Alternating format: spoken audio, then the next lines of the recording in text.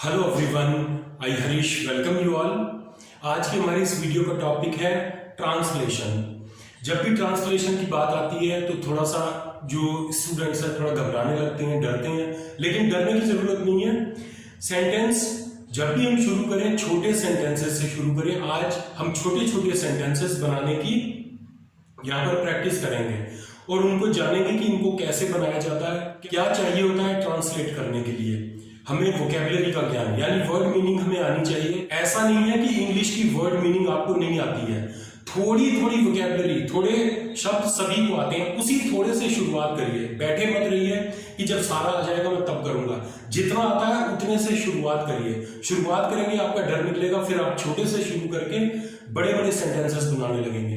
Translation के ऊपर मैंने और भी वीडियोस बनाए हैं, उनका लिंक मैं इस वीडियो के डिस्क्रिप्शन में दे रहा हूं, आप वहां जाकर उनको देख सकते हैं।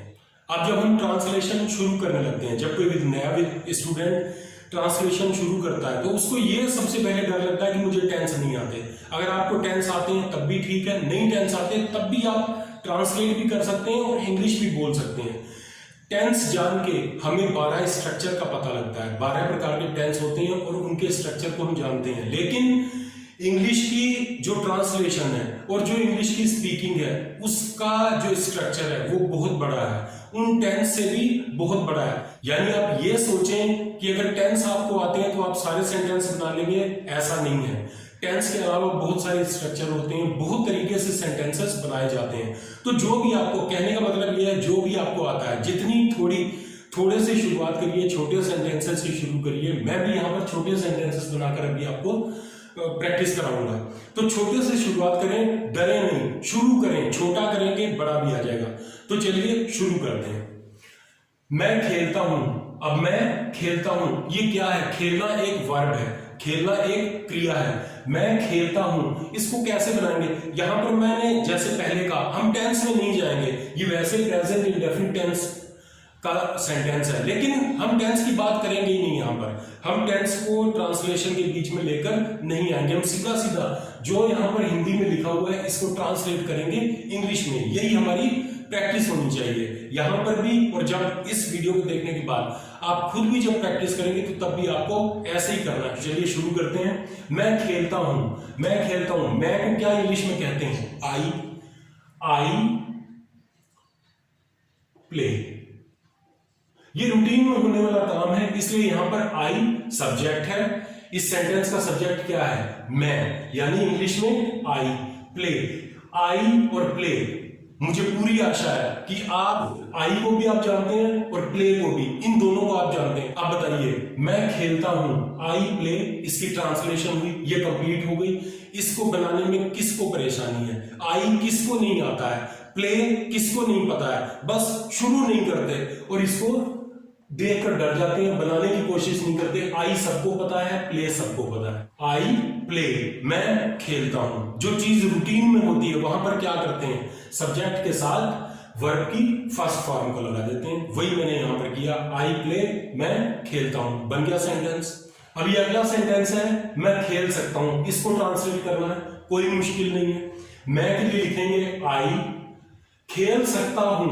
यहां पर खेलता हूं, लेकिन खेल सकता क्या बताता है हमें? सकता बताता है किसी की क्षमता। किसी की क्षमता क्या है कि ये इस काम को कर सकता है। यहां पर भी मैं अपनी क्षमता बता रहा हूं, मैं खेल सकता हूं। और सकता के लिए इसकी भी अंग्रेजी सभी को आती है, केन होती है। केन एक मॉडल वर्ब है। आई कैन प्ले, ये बन गया सेंटेंस। आई कैन प्ले, ये बन गया सेंटेंस, ये बिल्कुल कंप्लीट है। अब कौन सा व्यक्ति ऐसा है जिसने आई को नहीं जाना है, जो केन या प्ले, ये पहले से आप जानते हैं इनको। जरूरत क्या है? जरूरत है बस इनको इनके क्रम में रखने की। यहां पर मैं खेल सकता हूं, सेंटेंस बिल्कुल तैयार हो गया। I can play. अब यहां पर आई है तो ये सिंगुलर यानी एक वचन करता है, ये सिंगुलर सब्जेक्ट है, लेकिन हमने यहां पर इसकी वर्ब की फर्स्ट फॉर्म को लगाया। इंग्लिश का आई ये है तो सिंगुलर सब्जेक्ट, लेकिन इसको ट्रीट कैसे किया जाता है? प्लूरल सब्जेक्ट की तरह, बहुवचन के कर्ता की तरह। तो आई प्ले, तो इसलिए यहां पर आई के साथ वर्ब की फर्स्ट फॉर्म का यूज किया गया है। आई प्ले, मैं खेलता हूं। आई कैन प्ले, मैं खेल सकता हूं। अब देखते हैं अगले सेंटेंस को। वह दौड़ता है, वह की अंग्रेजी क्या होती है? ही। ये सभी को पता है, ही।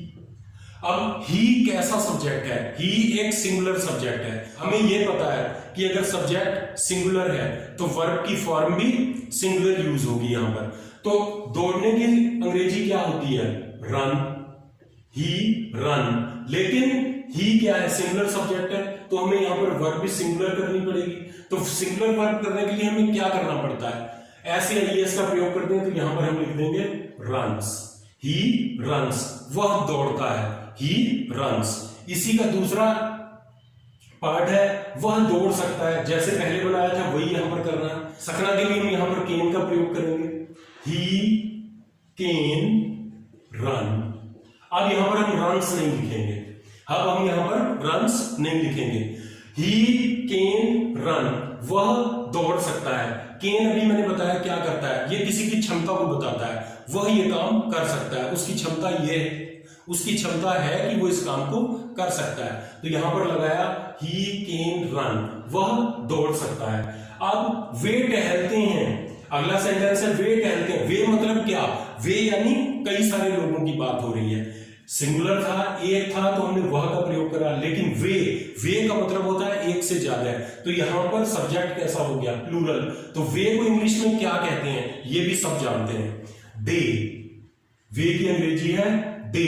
टहलते हैं, टहलते हैं ये रूटीन है। टहलने को हम अंग्रेजी में क्या कहते हैं? टहलने की अंग्रेजी है वॉक, ये भी सब जानते हैं। They walk, they walk.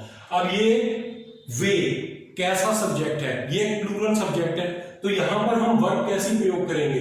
Plural verb. Plural verb क्या होती है? जो वर्ब की बेस फॉर्म होती है, जैसी हमें डिक्शनरी में दिखाई देती है, जैसे हमें डिक्शनरी में लिखी हुई दिखाई देती है जो फॉर्म, उसको हम कहते हैं प्लूरल फॉर्म। तो डिक्शनरी में हमें कैसी दिखाई देती है? वॉक लिखा होता है, वॉक का मतलब टहलना वहां पर अर्थ बताया होता है, तो हम लिखेंगे यहां पर दे वॉक। अब इसी सेंटेंस को दूसरे रूप में देखते हैं सकता के साथ। वे टहल सकते हैं, फिर हम वही करेंगे, कैन का प्रयोग करेंगे और सेंटेंस बिल्कुल ठीक बन जाएगा। They can walk. वे टहल सकते हैं, दे कैन वॉक। वे टहल सकते हैं, दे कैन वॉक। वे क्या है?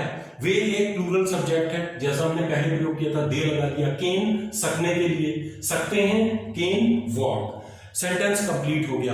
अब ये जितने यहां पर इंग्लिश के वर्ड यूज किए गए, 1 2 3 4 5, ये जो कुछ भी यूज किया गया, आई होप, मुझे पूरी आशा है इनके विषय में आप जानते हैं। और बहुत ज्यादा जानकारी मैं इसे नहीं कहूंगा अगर आप इन सबको जानते हैं, लेकिन इस थोड़ी सी जानकारी से भी सेंटेंस बनते हैं, ये आपने यहां पर देखा। और मैं यही बताना चाह रहा था कि अगर आपकी जानकारी इंग्लिश में कम है, आपकी वोकैबुलरी यानी वर्ड मीनिंग आप बहुत ज्यादा नहीं जानते हैं, तब भी शुरू करिए, छोटे छोटे सेंटेंस से शुरू करिए। जितना हमें आता है उतने से शुरू करिए। यकीन मानिए आप बड़े बड़े सेंटेंसेस बनाने की शुरुआत करने लगेंगे। आई होप ये जानकारी आपको पसंद आई होगी। पसंद आई हो तो इस वीडियो को लाइक कीजिए, इस चैनल को सब्सक्राइब कीजिए और इस चैनल की सारी वीडियोस को शेयर कीजिए अपने फ्रेंड्स और रिलेटिव्स के साथ।